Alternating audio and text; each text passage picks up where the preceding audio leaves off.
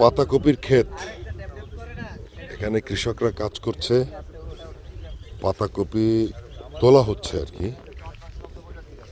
যে তোলা হচ্ছে এবং এটাকে পরিষ্কার করা হচ্ছে, ঘাস কাটছে। এখন কি তুলে ফেলবেন নাকি পাতাকপি সবগুলো? হ্যাঁ, তোলার সময় তুলতেছে। কি পাইকারিরা এসে নিয়ে যায় নাকি? না, বাজারে নিতে হয়, অনেক সময় পাইকারি নিয়ে যায়। কত করে বিক্রি হচ্ছে এখন পার পিস? পার পিস 10 টাকা 15 টাকা। 10 টাকা 15 টাকা।